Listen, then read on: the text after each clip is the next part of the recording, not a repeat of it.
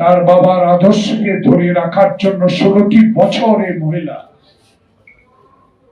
বাংলাদেশে আধিপত্য বিস্তার করে আমাদের গণতন্ত্রকে হত্যা করেছে, গণতান্ত্রিক শক্তির লোকগুলোকে অত্যাচার অবিচার করে জীবনের শেষ পর্যায়ে শেষ করে দিতে চেয়েছে। শেষ পর্যন্ত বাংলাদেশ জাতীয়তাবাদী দলের চেয়ারপারসন বেগম জিয়া, যিনি আদর্শ নিয়ে বাংলাদেশে রাজনীতি করে আপসী নেতৃত্ব লাভ করেছেন, সেই নেত্রীকে, যার বিদেশে 1 কাঠা জমি নেই, যার কোনো ব্যাংকের টাকা নেই, যিনি বাংলাদেশের মানুষের অধিকারের জন্য এরশাদের বিরুদ্ধে লড়াই করে বাংলাদেশে সেই 90-এর আন্দোলনকে সফল করে 1991 সালে একটি নিরপেক্ষ ভোটের মাধ্যমে বাংলাদেশের প্রথম মহিলা প্রধানমন্ত্রী হয়েছিলেন। সেদিন 1991 সালে শেখ হাসিনা চিৎকার দিয়ে বলেছেন, 1 জন্য লোক তোমাকে, বিএনপি কে ক্ষমতা সুখে চালাতে দেব। এই কথাটা বলা, এই চেষ্টা করেছে, ষড়যন্ত্র করেছে, লগি বইটা দিয়ে মানুষ মেরেছে, ইসলামী পাঠাগারে গিয়ে ইসলামিক বইটা আগুন দিয়েছে, জুতা পরে মসজিদে ঢুকেছে, ইতিহাস সৃষ্টি করে সেদিন ওই যে একই কথা বলেছে, সুখে সরকার ক্ষমতা হস্তান্তর করতে দেব না, চেষ্টা করেছি আমরা। সেদিন এই লগি বইটা দিয়ে যারা মানুষ মেরে মানুষের উপর লাফিয়ে আনন্দ করেছে, সেই নেত্রী বেগম জিয়াকে কারাগারে নিয়ে অসত্য বানোয়াট একটি মিথ্যা মামলায় 5টি বছর তার জীবন থেকে শেষ করে দিয়েছে।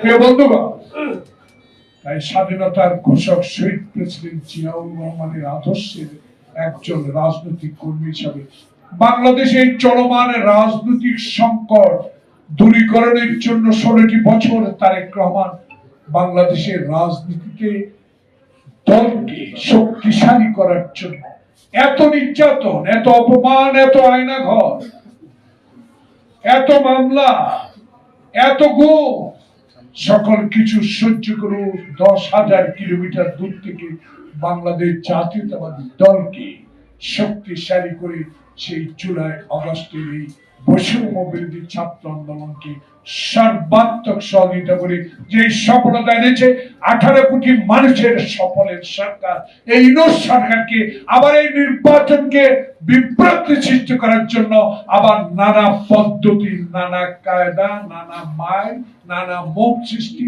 নানা পিপিআর এসব সৃষ্টি করে নির্বাচন বানচাল করার একটা প্রক্রিয়া শুরু হচ্ছে।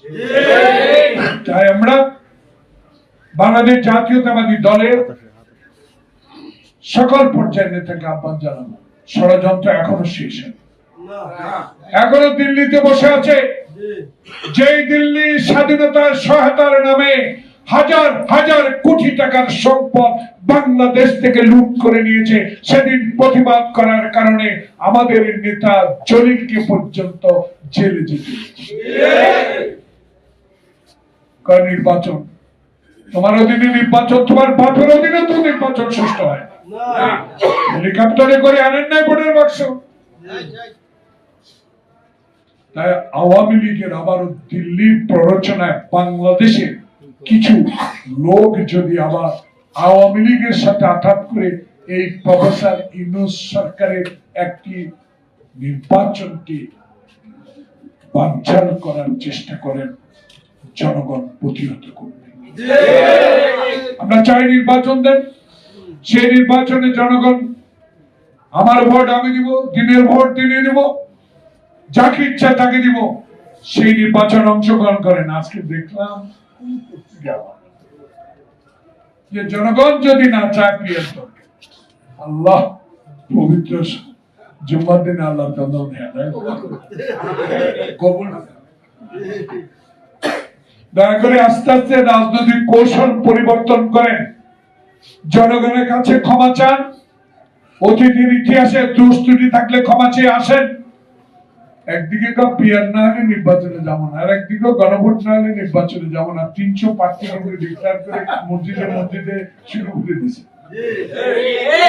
ঘরে ঘরে শুরু করে দিছে, বেহেশতে নিয়ে যাবো যদি দাঁড়িপাল্লারে ভোট দেয়। এটা আমার কথা না, জনগণের। আমি এলাকায় গেলে মানুষ বলে আমি দরকার নেই, আল্লাহর কাছে ভরসা রাখো।